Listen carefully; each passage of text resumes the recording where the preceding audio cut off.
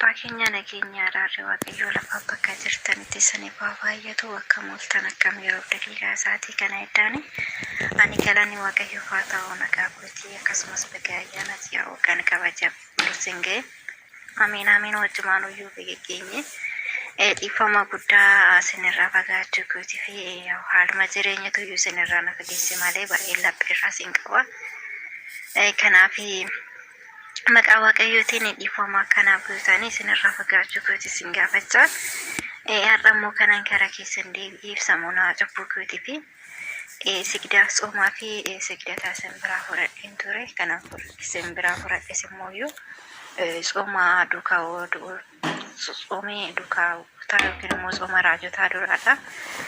Odoon soomaa jiru odoon xumurinii soomni duukaa bu'ootaa dhufe jidduudhaan addaan kutee immooyyuu sooma duukaa bu'ootaa jalqabee kanan itti fufee sooma dhuunfaa kooti erga dhaloota gooftaa keenya Yesuus Kiristoos booda isaa immooyyuu har'a akka fedhaa fi eeyyama waaqayyootitti har'a xumuradheen jira kadhannaa akkanaaf taasiftanii fi yoo haganallee naman tursiisu kan isin naaf kennitan hin beektu garuu immooyyuu anagaa waaqayyo naa eeyyamee gafedha isaa ilaaleetaniin ofuma kooti torbee lamaan tokko irratti dabaladheen ture kan isin naaf kennitan irratti kanaaf hangana ture malee hin daganne yookiin immooyyuu hin irraanfanne isiniin jechuu barbaada kanaaf immooyyuu akka kadhannaa naaf geggeessitanii maaltu narraa barbaachisaa waan narraa barbaachisu immooyyuu nan guuta kanaaf har'i guyyaa jimaataati har'a xumuradheen jira fedhaa waaqayyoo yoo ta'e guyyaa sanbata qulqulleetti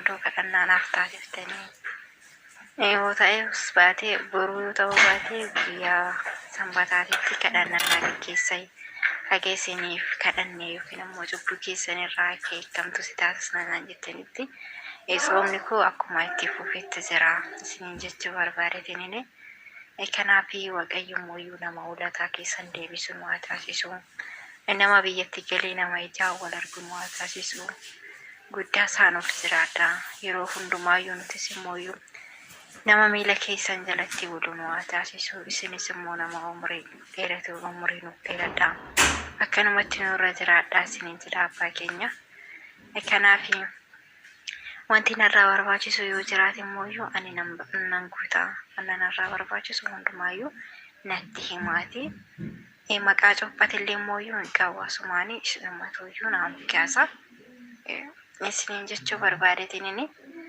guyyaa sanbataa odoon guutanii yookiin immoo gosodduma nutti fakkaate guyyaa sanbanni maqaallee achumaan naa moggaaftu isiniin jechuu barbaadee guddaa isaa galatoomai halkan gaarii isiniif haa ta'u wanti isiniif hin galle yoo jiraate immooyyuu barreeffama yookiin immoo riikoordii nagawaate kadhannaa naa geggeessitee natti himaa isiniin jedha guddaa isaa galatoomaa halkan eebbifame isiniif haa ta'u. Maqaa abbaa kan ilmaa kan hafuura qulqulluu waaqa tokkoon ni amanna amiin. Kabajamoota jaalatamoota maatiiwwan waaqayyoon kan jaalattan waaqayyoo isiniin kan jaalatu hordoftoonni chaanaalee keenyaa wangeeltuu hundumti keessan akkam ooltan akkam jirtu akkam yoo nageessanii guyyaa har'aatiin kan nu ga'e waaqni keenya galannii fi ulfinni teessoo isaa aariyaam irratti isaaf haa ta'u baga ayyaanota qulqulloota raajotaa guyyaa har'aa kabajamee yaadatamee ooluutiin geessan baga wajjimaanuu geenye eebbi qulqulloota araarsummaan haadha keenya qulqulleetti dubroo maaramii hunduma keenya duukaa haa ta'u gaasirratti kabajamtoonni jaalatamtoonni maatiiwwan waaqayyoo hordoftoonni chaanaalee keenyaa wangeeltuu yaada obboleettiin keessan kaasirratti yaada tokko yookiin immoo hubachiisa tokko kennuun barbaada minaalbaata yaadni kun hunduma keessan biratti wal fakkaataa waan ta'ee jiruudhaaf egaa akkuma beekamu gaabbiin erga nuu kenname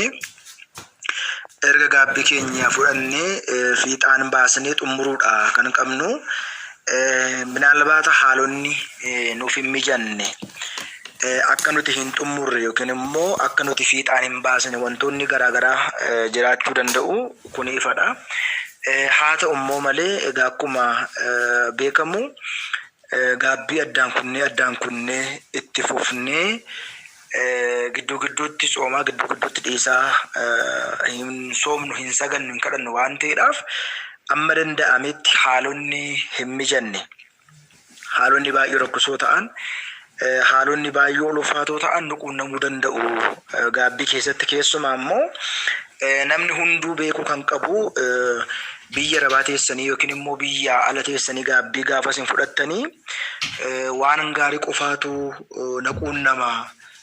Soomni gaariidha, saganni gaariidha, kadhannaan gaariidha, qurmaan na quunnamuu hin danda'u. Seexanni immoo warra na hojjechiisu yookiin immoo maadaamii keenya irra taa'ee nuun qoru jechuu hin qabdanii. Yeroo baay'ee kan isin dhibu yeroo isin gaabbii eegaltan yeroo isin gaabbuu eegaltan seexanni baay'isee isin qora. Nyaataan isin qora, adeemsa yaada fedha fooniitiin isin qora. Hojjettoota keessan irra bulee hiriyoota keessan irra bulee maatii keessan irra bulee akkasiin sooma kana akkasiin sagada kana fiixaan hin baasne yookiin immoo akkasiin hin saganne yookiin immoo akkasiin gara waaqayyootti hin deebine badii keessan irraatti hin qulqulloomne seexanni maal godha hojii guddaa isin irratti hojjeta. Akkuma beekamu gooftaan keenya qorichi keenya Iyyasuus Kiristoos wangeela Maatewos irratti akkuma nu barsiise keessumaa ammoo waqtii soomaaf sagadaa waqtii kadhannaa wantoonni nu qoru wantoonni baay'ee ulfaata ta'an baay'ee waa hedduutu jiru jechaadha. Nyaataatiin, fedha fooniitiin, uffannaadhaan, yaada garaagaraatiin yeroo baay'ee qoramuu dandeenya. Isa kana amantaa fi amantaa qofaatiin injifachuu fi mo'achuu kan dandeenyu bifa kanaatiin. Haa ta'u malee garuu yeroon gaabbii eegalu waan gaarii qofaatu na eeggata. Qorumsi na hin quunnamu jarri kan kaleessaarra har'anatti ka'uu hin danda'ani. Waan gaarii eegalee raawwati gaarii qofaatu na quunnama yookiin immoo waan gaarii eegalee raawwu gaarii qofaan argadha jenneetu yaanna yoo ta'e inni kun baay'ee ulfaataadha jechaadha. Ijoolleen baay'een gaabbii eegalanii addaan kutaniiru dhibamuu danda'u. Maatiin isaanii immoo haala akka hin mijanneef gochuu danda'u. Hiriyoonni isaanii yaada garaagaraatiin isaan irratti kaka'uu danda'u. Kana beekuun barbaachisaadha. Akkuma beekamu mucaan kun amma yeroo baay'ee gaabbii fudhattee gidduutti addaan kutteetu itti deebite. Inni kun akka seera mana amantaatti yoo gorfamuu baatellee seera ta'uu yoo baatellee akka waan seera mana amantaatti waan hin xumurre hin eegallu waan hin eegalle immoo xumuruu fi baasuun dirqama kiristaanummaa tokkooti. Dirqamni keenya isa kanadha kanti nurraa beekamu. Inni biraan immoo gaabbii koo xumuradheera anarraati maaltu eegama maaltu barbaachisaa yaada jedhus obboleettiin keessan kun isiniiti keesseetti. Akkuma beekamu akka kootti yookiin immoo akka abbaa mana amantaa tokkotti yookiin immoo akka barsiisaa tokkotti namni gaafa gaabbii isaa xumuratu qarshii inni dhuunfaadhaan luba sanaaf yookiin immoo nama sanaaf yookiin immoo tajaajila sanaatiif kaffalu tokkollee hin jiru jechaadha. Wanti beekamuu qabu bilisa yookiin immoo tolaatiin kan fudhattan tola laaldhaa yookiin immoo bilisa kan isinii kenname bilisumaatiin kenna jedha malee ani mucaa kana barsiisee abbaa gaabbii ishee waan ta'eedhaaf yookiin immoo wanta ishee gorsheedhaaf yookiin immoo isheen immoo cubbuu ishee wanta himatteedhaaf anaatiif kaffaltii isheen dhuunfaatiin kaffaltu yookiin immoo waan isheen naalaattu beekuun hin qabdu beekuun barbaachisaadha. Namoonni baay'ee ijoollee baay'ee gaafa gorsinu gaafa gaabbii kenninuuf gaafa karaatti deebisnu ijoollee kanarraa waa fayyadaman malee yookiin immoo ijoolleen kun waa godhaniif malee yookiin immoo ijoolleen kun qarshii argatan malee yookiin immoo dantaa addaa faayidaa addaa argatan malee namoonni baay'een isa hin faarsan kan jedhan jiraatu. Yeroo baay'ee nu hamatu qarshii baay'ee irraa fudhannee ijoollee yookiin immoo qarshii irraa fudhannee akka waan gaabbii galchinutti kan laalan jiru. Inni biraan kana faana wal qabatee namoonni baay'een gaabbiidhaaf qarshii gaafatan hin jiru beekamaadha. Kuni ifaadha garuu tajaajilli keenya tajaajila ifaa fi bilisaa qarshiin ittiin kaffalamnedha. Asirratti mucaa kanarraati maaltu eegama fedha ishiitiin hojii barakataa barbaadde hojjechuu dandeessi.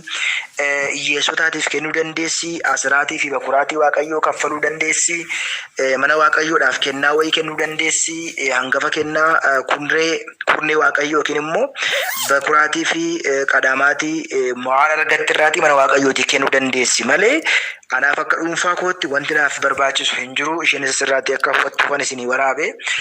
Isinis guddaa galatoomaa tajaajilli afuuraa bifa kanaatiin tola kan fudhanne tola laanna waan ta'eedhaaf gaabbii qarshiidhaan galuun yookiin immoo gaabbiidhaaf qarshii kaffaluun yookiin immoo namoonni gaabbii galchiisanii immoo qarshii gaafatan kun seeraan ala ta'uu beektanii warruma kaaniif iyyuu barumsa guddaa akka ta'uufan awuroo kana waraabuu barbaade. Ergaa guddaa, barumsa guddaa, hubannoo guddaa isinii ta'a. Namoonni minaalbaata biyyitaa yookiin immoo waan isin hin galle qabdan asirraati hubattanii gaabbii keessan gaafa xumurtan hiyyeessotaa kennuu asirraati bakuraatii waaqayyoo kaffaluu.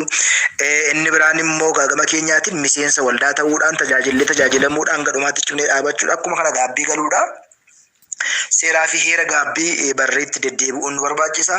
Gama kootiin xumureera. Warri na dhaggeeffatanis galatooma. Mucaan yaada kana gaaffii kana gaafattes nu galatoomi. Asirraati warri kaanis barumsa akka argattaniifan oduu kana waraabee nagaatiin tura waaqayyo isin faana ta'u.